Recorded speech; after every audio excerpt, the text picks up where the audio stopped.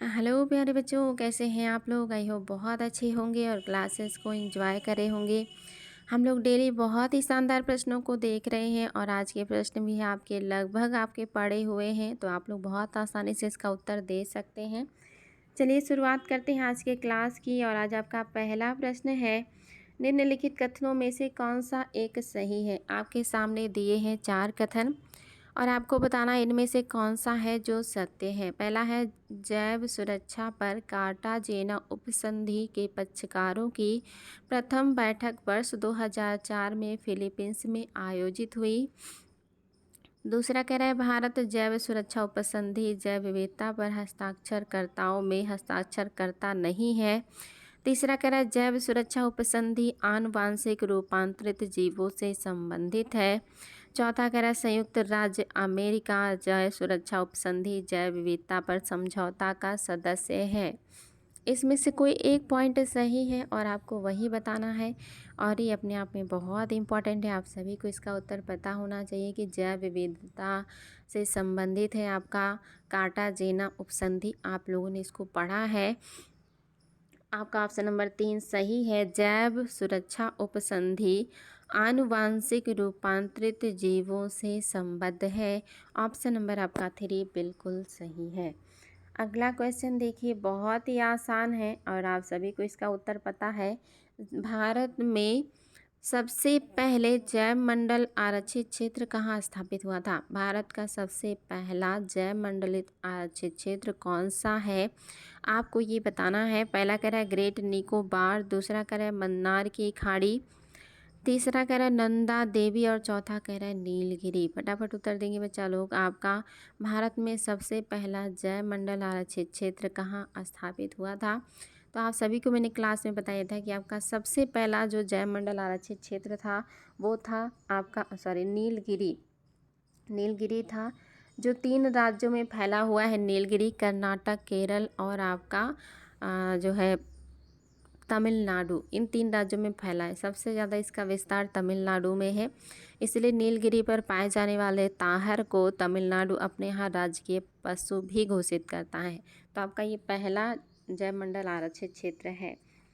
दंडकारण्य क्षेत्र स्थित नहीं है। दंडकारण्य क्षेत्र का विस्तार कहाँ पर नहीं है, आपको ये बताना है। ये आयोग ने कई बार पूछा हुआ है कि दंडकारण्य कहाँ स्थित है, इसका विस्तार कितने राज्यों में है। यहाँ पे पूछ रहा है कि इसमें नहीं है। आंध्र प्रदेश, छत्तीसगढ़, मध्य प्रदेश, उड़ीसा। क्या उत्तर हो जाएगा बच्चा लोग। ये आयोग का बहुत बार पूछा हुआ प्रश्न है, इसलिए आप सभी को इसका उत्तर पता होना चाहिए कि जो दंडकारण्य है ये मध्य प्रदेश में नहीं है। छत्तीसगढ़, उड़ीसा और आपके आंध्रा में है, लेकिन मध्य प्रदेश में नहीं है। जब से छत्तीसगढ़ मध्य प्रदेश से अलग हो गया तब से दंडकारण्य का विस्तार एमपी से कट गया, नहीं तो एमपी भी आपका हो जाता अगर छत्तीसगढ़ एमपी का हिस्सा होता तो।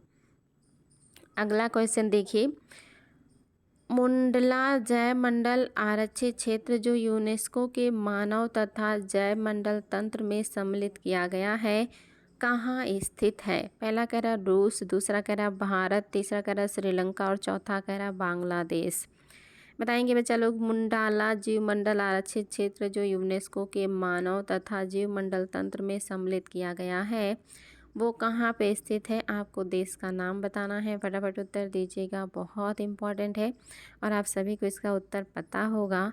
ऑप्शन नंबर आपका 3 सही है। श्रीलंका में है ये, श्रीलंका में है मुंडाला जीव मंडल आरक्षित क्षेत्र जो कि यूनेस्को की सूची में भी शामिल है, इसलिए आपको ऑप्शन नंबर 3 बिल्कुल सही है, याद रखिएगा इसको।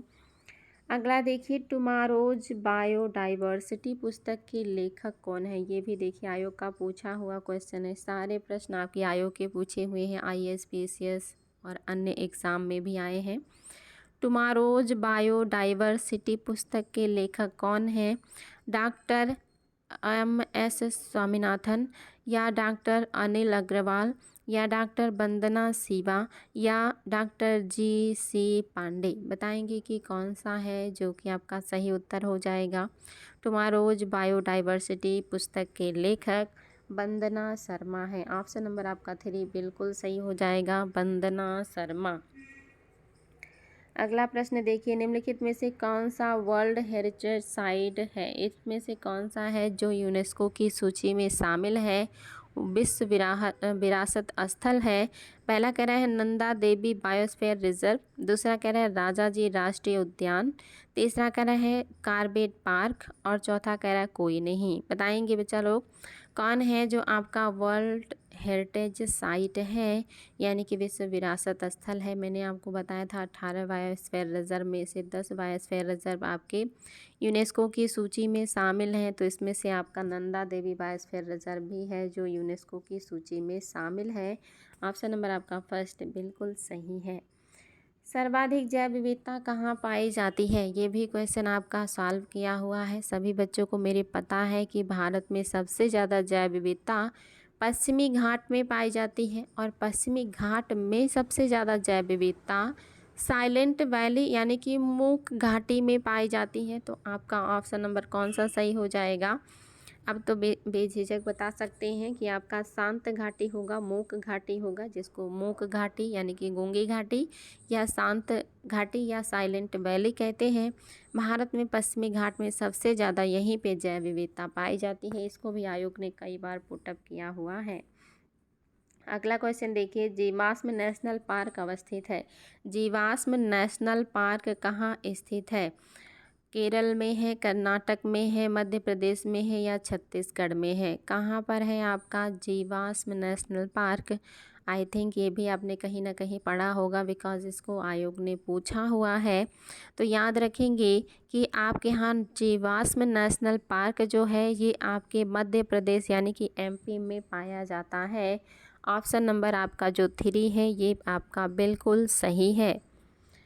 अगला क्वेश्चन देखिए, भारत में सबसे बड़ा चीता आरक्षण स्थल कहाँ पे है? भारत में सबसे बड़ा चीता आरक्षण स्थल कहाँ पे है, यानी कि सबसे बड़ा टाइगर रिजर्व कहाँ पे है? एक तरीके से क्वेश्चन ये है। कार्बेट है, सुंदरबन है, नंदन कानन है या नागार्जुन है? बताएंगे बच्चा लोग आपके हिसाब से क्या है जो सही हो जाएगा? भारत में सबसे बड़ा चीता आरक्षण स्थल कहाँ पर स्थापित किया गया है? आयोग ने इसको भी देखिए पूछा हुआ है। आपका ऑप्शन नंबर जो 4 है नागार्जुन, जो कि पड़ता है आंध्र प्रदेश में, यही भारत का सबसे बड़ा चीतों के लिए आरक्षित स्थल है। ऑप्शन नंबर 4 आपका बिल्कुल सही हो जाएगा। अगला देखिए, निम्नलिखित में से कौन सा भारत का एक प्रसिद्ध टाइगर रिजर्व नहीं है? इसमें से कौन सा एक भारत का प्रसिद्ध टाइगर रिजर्व नहीं है? सुंदरबन है, काजीरंगा है, सरिस्का है, कान्हा है? फटाफट जवाब दीजिएगा। कौन सा एक भारत का टाइगर रिजर्व नहीं है आपको बताना है। और ये भी आपके लिए काफ़ी महत्वपूर्ण क्वेश्चन है, आयोग ने इसको भी पूछा हुआ है। आपका जो काजीरंगा है ये गैंडों के लिए आरक्षित है, तो यहाँ पे आपका टाइगर रिजर्व नहीं है। सुंदरबन आप सभी को पता है बंगाल टाइगर के लिए जाना जाता है। सरिस्का जो कि राजस्थान में है, रणथंभ, और ये भी आपके टाइगर के लिए है। कान्हा मध्य प्रदेश का ये भी टाइगर रिजर्व है, तो आपका केवल और केवल दूसरा नहीं है। अगला देखिए, निम्नलिखित में से कौन सा सही सुमेलित नहीं है? इसमें से कौन सा है जो सही सुमेलित नहीं है आपको वो बताना है। पहला कह रहा है गौतम बुद्ध झारखंड। क्या गौतम बुद्ध जो आपका अभ्यारण्य है ये झारखंड में है? क्या डालमा अभ्यारण्य आपका बिहार में है? क्या सिमलीपाल अभ्यारण्य आपका उड़ीसा में है? क्या पेरियार अभ्यारण्य आपका तमिलनाडु में है? आपको बताना है कौन सा सुमेलित नहीं है। और जो सुमेलित नहीं है वो मेरे सभी बच्चों को पता है, क्योंकि एक दिन मैंने जितने भी महत्वपूर्ण अभ्यारण्य थे, साथ ही बायोस्फीयर रिजर्व थे और टाइगर थे, हाथी वाले प्लेस थे, उन सबको मैंने करवाया था। तो आई थिंक अब तो समस्या नहीं होगा, क्योंकि ज़्यादातर महत्वपूर्ण जो थे वो मैंने आप लोग को करवा दिया था। हालांकि उसके बावजूद भी बचे हैं, लेकिन ज़्यादातर जो एग्ज़ाम में पूछे जाते हैं और आप लोगों के लिए इम्पोर्टेंट थे वो मैंने आपको करवा दिया था। तो आपका 4 सही नहीं है, क्योंकि पेरियार ये कहाँ का है? केरल का है, तमिलनाडु का नहीं है। गौतम बुद्ध झारखंड में है और डालमा बिहार में है। सिमलीपाल आपको रटी गया है, उड़ीसा में है। केवल और केवल चौथा नहीं सही है। अगला प्रश्न भी मैंने आपको सॉल्व कराया था। उत्तर प्रदेश में नवाबगंज पश्चिम बिहार कहाँ स्थित है? ये तो आयोग ने बहुत ही ज़्यादा पूछा हुआ है कि उत्तर प्रदेश में नवाबगंज पश्चिम बिहार कहाँ स्थित है। गाजियाबाद जनपद में है, गोंडा जनपद में है, रायबरेली जनपद में है या उन्नाव जनपद में है? बताएंगे बच्चा लोग। नवाबगंज पक्षी अभयारण्य कौन से ज़िले में है, आपको ये बताना है। आपके लिए क्वेश्चन बहुत इंपॉर्टेंट है, याद रखेंगे। आपका ऑप्शन नंबर 4 बिल्कुल सही है, उन्नाव में है। आपका ऑप्शन नंबर जो 4 है नवाबगंज पक्षी विहार, ये आपका उन्नाव में है। ऑप्शन नंबर 4 आपका बिल्कुल सही है। अगर ओखला वन्यजीव अभयारण्य हो जाता तो आपका गाजियाबाद हो जाता, ओखला वन्यजीव अभयारण्य। अगला देखिए, शीतकाल में आपको भारत में साइबेरियाई सारस प्रायः कहाँ देखने को मिलेंगे? ठंडक के मौसम में आपके यहाँ साइबेरियन सारस आते हैं प्रजनन के लिए, और आप सभी को पता है कि कहाँ आते हैं। मेरे बच्चों को ये चीज़ें एकदम से रटी हुई हैं कि साइबेरियन सारस का जो मेन प्राकृतिक आवास है वो कौन सा है? वही जिसको पक्षियों का स्वर्ग कहा जाता है। सामने है option Sasangir sanctuary, Ranthambore sanctuary, Dachigam sanctuary या केवलादेव घाना। तो निश्चित ही सभी बच्चों को मेरे पता है केवलादेव घाना जो पक्षी विहार है, इसी को ही पक्षियों का स्वर्ग कहा जाता है, जो कि राजस्थान में है। और यहीं पे साइबेरियन सारस ठंडक के मौसम में प्रजनन के लिए आते हैं। तो ये आपका बिल्कुल सही है। चलिए देखते हैं हमारा अगला क्वेश्चन। राजीव गांधी राष्ट्रीय उद्यान कौन से राज्य में स्थित है? राजस्थान में है, मध्य प्रदेश में है, उत्तराखंड में है या कर्नाटक में है? बताएंगे बच्चा लोग। राजीव गांधी राष्ट्रीय उद्यान कौन से राज्य में स्थित है? और ये क्वेश्चन भी देखिए आयोग का पूछा हुआ है और आप लोगों को मालूम होना चाहिए। मैंने बताया था राजीव गांधी राष्ट्रीय उद्यान कहाँ है, इंदिरा गांधी राष्ट्रीय अभ्यारण्य कहाँ है, सब कुछ आपको पढ़ाया था। गांधी सागर भी मैंने आपको बताया था। तो आपका ऑप्शन नंबर 4 सही है, कर्नाटक में है राजीव गांधी राष्ट्रीय उद्यान। ऑप्शन नंबर 4 सही है आपका, कर्नाटक राजीव गांधी राष्ट्रीय उद्यान। कार्टाजेना प्रोटोकॉल का संबंध किससे है? ये तो बहुत आसान है, आप लोग बहुत आसानी से बताएंगे। क्लास में पढ़ाया था कि कार्टाजेना जो प्रोटोकॉल है किससे संबंधित है? वायु प्रदूषण के उन्मूलन से, जैव सुरक्षा समझौते से, वनों के संरक्षण से या वन्य जीवों के अवैध व्यापार से। तो कोई दिक्कत नहीं है इसमें, आप लोग बहुत आसानी से सही कर लेंगे कि आपका जैव विविधता सुरक्षा से जुड़ा हुआ है आपका कार्टाजेना प्रोटोकॉल। और ये क्वेश्चन भी आपका कई बार आयोग के द्वारा पूछा गया है, इसलिए आपके लिए बहुत ही ज़्यादा महत्वपूर्ण है। अगला क्वेश्चन देखिए, ये भी आपके लिए इम्पॉर्टेंट है और आप सभी को इसका उत्तर पता है बिकॉज मैं ये सॉल्व करा चुकी हूँ आप लोगों को।